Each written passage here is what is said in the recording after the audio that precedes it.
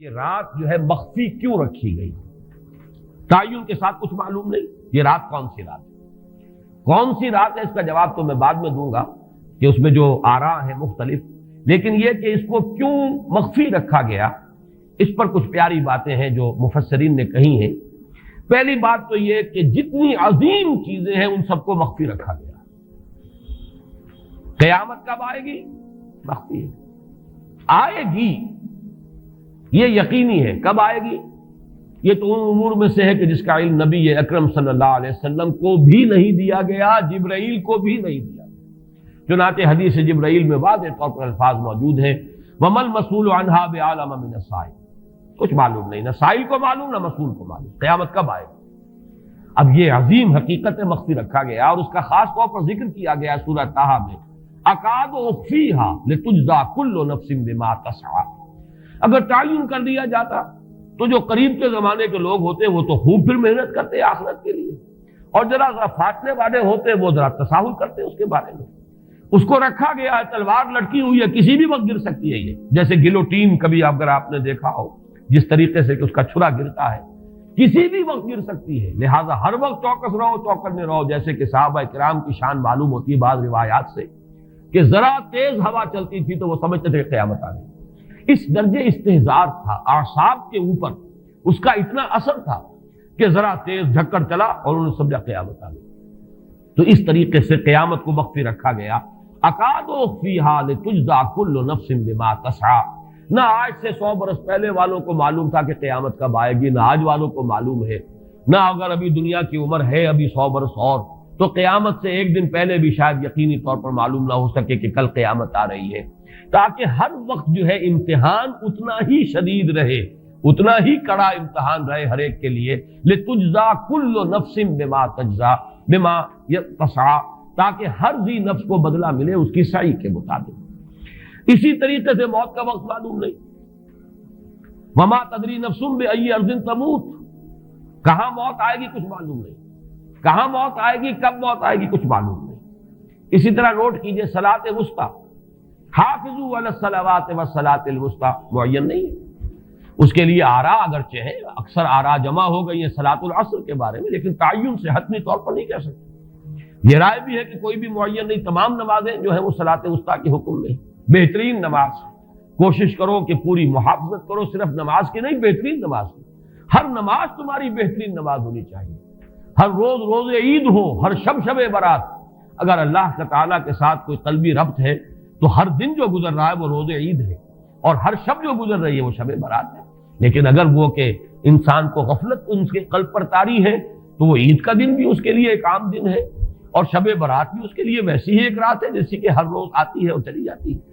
اس اعتبار سے اس کو بھی خاص جو ہے معین نہیں کیا گیا صلاۃ وسطیٰ کون سی ہے۔ اسی طرح بعض روایات میں جو آتا ہے اسم اعظم،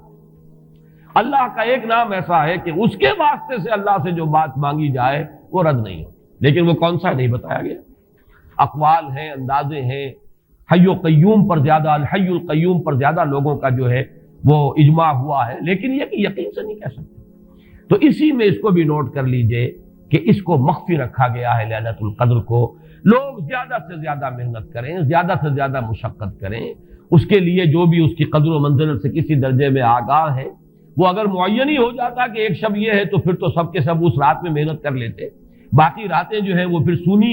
اور ویران گزرتی۔ لیکن یہ کہ مطلوب یہ ہے کہ زیادہ سے زیادہ راتیں آباد ہوں، زیادہ سے زیادہ راتوں میں ذکر ہو، عبادت ہو، دعا ہو، اس لیے اس کو مخفی رکھا گیا۔ یہ حکمت ہے۔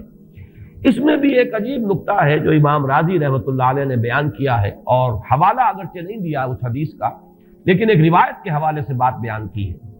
کہ اس کے ظاہر نہ کرنے میں بھی اللہ کی ایک شفقت اور رحمت ہے بندوں کے حق میں، اس لیے کہ اس کی قدر جتنی زیادہ ہے اتنی ہی اس کی ناقدری پر سزا ہوگی۔ اگر معلوم ہو کہ یہ شب ہے اور اس کی ناقدری کو انسان کرے تو گویا کہ پھر وہ اتنا ہی زیادہ مورد عقاب اور مورد سزا بن جائے گا۔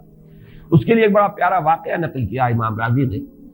کہ حضور صلی اللہ علیہ وسلم حضرت علی رضی اللہ تعالی عنہ ایک روز مسجد میں داخل ہوئے، ساتھ ہی آئے ہیں، دیکھا کہ ایک شخص سو رہا ہے، نماز کا وقت ہو چکا تھا۔ حضور نے حضرت علی سے فرمایا کہ اسے جگا دو، اسے ہوش میں لے آؤ تاکہ یہ وضو کرے، نماز کے لیے تیاری کرے۔ حضرت علی نے امتثال امر کیا، جا کر جگا دیا۔ لیکن پھر ایک سوال کیا حضرت علی کہ حضور آپ تو خود نیکی کے کاموں میں بہت سبقت فرمانے والے ہیں، سباق بالخیر یہ لفظ آئے، سبقت کرنے والے بہت کثرت کے ساتھ، تو آپ نے یہ جو ہے یہ کام خود کیوں نہیں فرمایا اور مجھے کیوں اس کے لیے آپ نے حکم دیا؟ آپ خود بھی اسے جگا سکتے تھے۔ آپ نے فرمایا کہ تم اس کی حکمت کو سمجھ لو، میرے جگانے پر اگر وہ نہ جاگتا اور انکار کر دیتا تو کفر ہو جاتا اس کے حق میں، اور تمہارے جگانے پر اگر کوئی تساہل سے بھی وہ کام لیتا تو وہ کفر نہ ہوتا۔ تو یہ ایک فرق ہے کہ اللہ تعالیٰ کی طرف سے ایک شفقت ہے کہ حضور صلی اللہ علیہ وسلم جگاتے اور کسی درجے میں وہ انکار کر دیتا۔ کبھی ایسا بھی ہوتا آدمی نیند میں ہے اور وہ کہتا جاؤ جاؤ مجھے آرام کرنے دو، تو اگر میرے ساتھ یہ معاملہ ہوتا تو وہ کفر کے درجے کو پہنچ جاتی بات، لیکن اگر تمہارے ساتھ یہ معاملہ ہو بھی جاتا تو اس درجے شدید نہ ہوتا۔ تو گویا کہ حضور نے اس شخص پر شفقت کے اعتبار سے یہ شکل اختیار کی کہ خود نہیں جگایا، بلکہ یہ کہ حضرت علی رضی اللہ تعالیٰ عنہ کو حکم دیا کہ اسے جگا دیں۔ تو یہ نقطہ کہ لیلۃ القدر کے اخفاء میں یہ بات بھی ہے کہ اگر اس کو عیاں کر دیا جاتا، معین کر دیا جاتا، تو پھر جو لوگ اس سے غافل رہتے پھر وہ بہت سخت ناقدری کا ارتکاب کرتے اور بڑی سزا کے مستوجب ہو جاتے۔ اب چھٹی بحث ہے کہ وہ رات کون سی ہے۔ اگرچہ ایک رائے شاذ یہ بھی ہے کہ وہ رمضان سے باہر کی رات بھی ہو سکتی ہے، لازم نہیں ہے کہ رمضان ہی کی کوئی شب ہو۔ اس میں چونکہ بعض حضرات نے ایک روایت کی وجہ سے جسے ہم شب برات کہتے ہیں، لیلۃ البرات، یہ شعبان کی 15ویں شب، درمیانی شب، اور اس کے بارے میں ایک روایت موجود ہے حضرت عائشہ صدیقہ رضی اللہ تعالی عنہا کی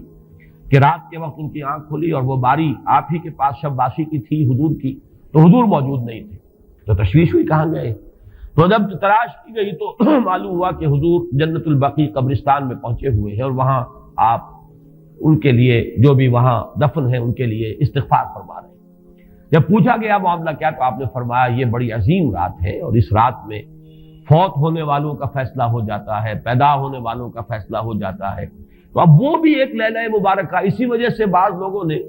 وہ جو سورہ دخان کی ابتدائی آیات ہیں انا انزلناہ فی لیلۃ مبارکۃ، اس کو محمول کیا ہے اسی رات پر کہ جس کو ہم شب برات کہتے ہیں اپنی عام اصطلاح میں، لیلۃ البرات اسے عربی میں کہا جاتا ہے۔ برات کے معنی کسی کا چھٹکارا پا لینا۔ یہ شب برات جو ہے وہ برات شادی والی برات نہیں ہے، بلکہ یہ برات کا لفظ ہے عربی زبان کا، جو ہمارے ہاں وہ غلط العام میں برات شب برات بن گیا ہے۔ برات، برات من اللہ ورسولہ، جو سورہ برات کا پہلا لفظ ہے کہ چھٹکارا پانا، کہ وہ رات بھی ایسی ہے کہ اس میں انسان استغفار کرے اور اللہ تعالیٰ سے اپنے گناہوں کی معافی مانگے تو اپنے آپ کو جہنم سے چھٹکارا دلا سکتا ہے، وہ شب برات ہے۔ اس اعتبار سے کچھ لوگوں نے گمان کیا کہ شاید لیلۃ القدر اور لیلہ مبارکہ اس حدیث کی روح سے وہی شب ہے، وہ ظاہر بات ہے کہ خارج از رمضان مبارک ہے،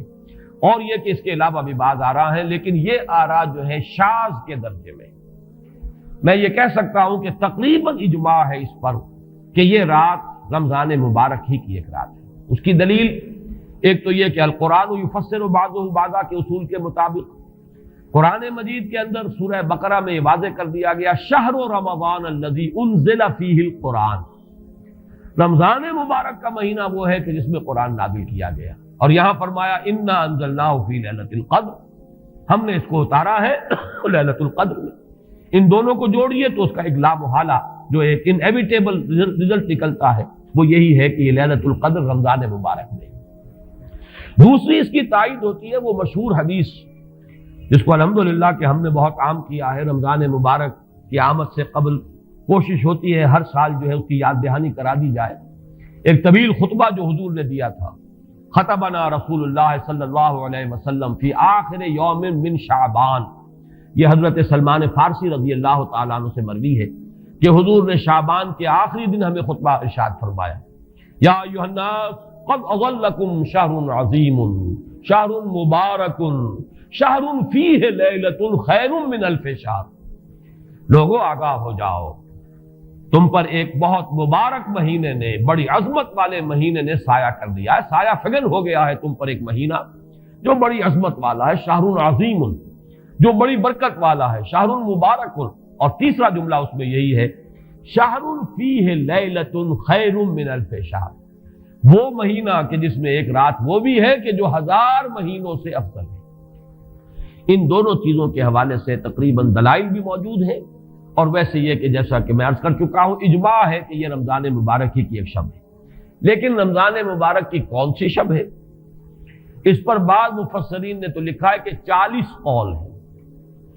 چنانچہ صاحب تفسیر مظہری قاضی ثناء اللہ پانی پتی نے، میں نے وہ تفصیل تو نہیں پڑھی، کہ 40 قول نقل کیے، لیکن امام راضی نے جو 9 قول نقل کیے ہیں وہ میں تیزی کے ساتھ آپ کو سنا دیتا ہوں۔ ابن رزین رحمہ اللہ کا قول یہ ہے کہ رمضان کی پہلی شب ہے۔ حضرت حسن بصری رحمت اللہ علیہ، یہ ہے تابعین میں سے، اس لیے میں رضی اللہ عنہ نہیں کہہ رہا، رحمت اللہ علیہ۔ حضرت حسن بصری رحمت اللہ علیہ کی رائے ہے کہ یہ 17ویں شب ہے، یعنی وہ شب کہ پھر جس کے اگلے دن جو ہے وہ غزوہ بدر ہوا ہے، یوم الفرقان۔ حضرت انس رضی اللہ تعالی عنہ مرفوعاً روایت کرتے ہیں کہ یہ 19ویں شب ہے۔ محمد بن اسحاق جو بہت بڑے سیرت نگار ہیں حضور کے، ان کا قول ہے کہ یہ 21ویں شب ہے۔ حضرت عبداللہ ابن عباس رضی اللہ تعالی عنہما سے قول جو ہے مروی ہے کہ یہ 23ویں شب ہے۔ حضرت عبداللہ ابن مسعود رضی اللہ تعالی عنہ سے مروی ہے کہ یہ 24ویں شب ہے،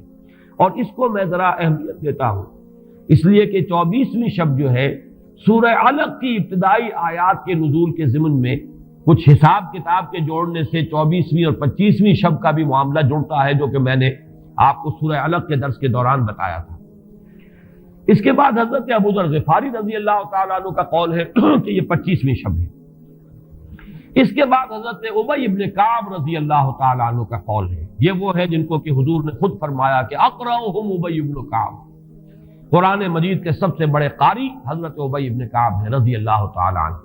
اور ان کے بھی سینے پر آپ نے تھپکی دی تھی کہ ایک سوال کیا آپ نے کہ سب سے عظیم سورت کون سی ہے، اور جب انہوں نے صحیح جواب دے دیا سورہ فاتحہ، تو پھر یہ کہ اس پر حضور نے تھپکی دی کہ تمہیں اللہ تعالیٰ نے بہت صحیح مناسبت عطا کی ہے علم کے ساتھ۔ ان کی اور صحابہ میں سے بہت سے لوگوں کی رائے، یہاں تک کہ یہ کہا جا سکتا ہے کہ بقیہ اقوال جو ہیں وہ شاذ کے درجے میں ہیں، اور یہ گویا کہ اگر اجماع نہ کہا جائے تو بہت حد تک اتفاق کے درجے میں ہے کہ یہ 27ویں شب ہے۔ اور اس 27ویں شب کے ضمن میں حضرت عبداللہ ابن عباس سے ایک روایت میں پہلے آپ کو بتا چکا ہوں کہ 23ویں شب، لیکن 27ویں شب کے ضمن میں جو مختلف روایات حضرت عبداللہ ابن عباس رضی اللہ تعالی عنہما سے مروی ہیں، ان میں بھی کچھ لطیف نکات ہیں، وہ میں بعد میں بیان کروں گا۔ اس کے بعد ایک شاذ قول اور بھی ہے کہ یہ 29ویں شب ہے۔ تو یہ گویا کہ 9 ہے اقوال، جن میں سے بعض جلیل القدر صحابہ کے ہیں، عبداللہ ابن مسعود، ابو ذر غفاری، ابن عباس، ابی ابن کعب، لیکن یہ ہے کہ سب سے زیادہ جو اتفاق اگر اجماع نہ کہا جائے تو 27ویں شب پر ہے۔ اس 27ویں شب کے بارے میں حضرت عبداللہ ابن عباس نے 3 نکتے بیان کیے۔ ایک نکتہ تو یہ ہے کہ یہ پوری سورہ مبارکہ جو ہے سورۃ القدر، اس میں 30 الفاظ ہیں، اور ان 30 الفاظ میں سے 27واں لفظ ہے ہیا حتی مطلع الفجر، یہ 27واں ہے۔ اس کے اعتبار سے گویا کہ انہوں نے ایک ربط قائم کیا ہے کہ یہ 27ویں شب ہے۔ ایک بات انہوں نے یہ کہی ہے کہ اللہ تعالیٰ کو وطر محبوب ہے، اللہ وطر و یحب الوطر، اللہ خود بھی اکیلا ہے اور وطر کو پسند کرتا ہے۔ پھر یہ کہ وطر جو ہے اب رمضان مبارک کے اندر اگر وہ وطر شمار کیے جائیں گے تو 14-15 وطر بن جائیں گے، لیکن اس میں چونکہ آخری عشرے کے بارے میں بہت سی روایات جو ہیں ان کا تقریباً اجماع ہو جاتا ہے کہ آخری عشرے میں، تو آخری عشرے میں بھی 5 وطر آئیں گے، 21ویں، 23ویں، 25ویں، 27ویں، 29ویں۔ لیکن حضرت عبداللہ ابن عباس کہتے ہیں کہ 7 کا ہندسہ اللہ تعالیٰ کو بہت پسند ہے، اور بہت سی چیزیں جو ہیں عالم تکوینی میں بھی اور عالم تشریعی میں بھی بہت سی چیزیں وہ ہیں کہ جو 7 کے ہندسے کے ساتھ وابستہ ہیں۔ 7 آسمان ہیں، 7 زمینیں ہیں، ہفتے کے 7 دن ہیں، طواف کے 7 شوط ہیں، سعی بین صفا والمروہ وہ بھی 7 مرتبہ ہے، ادھر سے ادھر، ادھر سے ادھر 7۔ اسی طریقے سے سجدے کے اعضاء بھی 7 ہیں، تو اس سے انہوں نے پہلے وطر اور وطر کے بعد 7 کا ہندسہ، رمضان کے آخری عشرے کی وطر راتیں اور ان میں 7ویں رات یعنی 27ویں شب، وہ اپنے اس حساب کتاب سے بھی. اور جب انہوں نے یہ بات بیان کی تو حضرت عمر رضی اللہ تعالی عنہ نے ان کی تحسین کی تھی. آخری بات اور بھی کہی گئی ہے کہ لیلۃ القدر جو ہے اس کے اندر حروف کو اگر شمار کیا جائے تو 9 بنتے ہیں، اور یہ لیلۃ القدر اس سورہ مبارکہ میں 3 مرتبہ آیا ہے. انا انزلناہ فی لیلۃ القدر وما ادراک ما لیلۃ القدر لیلۃ القدر خیر من الف شہر. اس اعتبار سے بھی 3 کو ضرب دی جائے 9 سے تو وہ بھی 27 کا عدد بنتا ہے. بہرحال یہ میں نے جیسا کہ عرض کیا تھا کہ ان کا کوئی تعلق نہ صرف سے ہے، نہ نحو سے ہے، نہ روایات سے، لیکن بہرحال حضرت عبداللہ ابن عباس کا ایک ذوق ہے. اس کو آپ ذوقی باتیں بھی کہہ سکتے ہیں، لیکن یہ کہ حضرت عبداللہ ابن عباس کی ذوقی بات ہے، لہذا اس کا کم سے کم تذکرہ ہو جانا چاہیے. ایک بحث یہ ہے کہ اہی باقیۃ ام لا، کیا یہ رات جو اس کی عظمت تھی یہ باقی ہے، یا صرف وہی رات جو تھی جس میں کہ قرآن مجید نازل کیا گیا وہی عظمت کی حامل تھی. انا انزلناہ فی لیلۃ القدر، یا یہ کہ اب بھی ہر سال یہ رات آ رہی ہے تو اسی عظمت کی حامل ہے، اسی قدر و منزلت. سر چڑھ کے کلی نو اگ لاؤنی، سر چڑھ کے کلی نو اگ لاؤنی، تے یار کول ویکھدا ہووے سر چڑھ کے، سر چڑھ کے کلی نو اگ لاؤنی، سر چڑھ کے کلی نو اگ لاؤنی.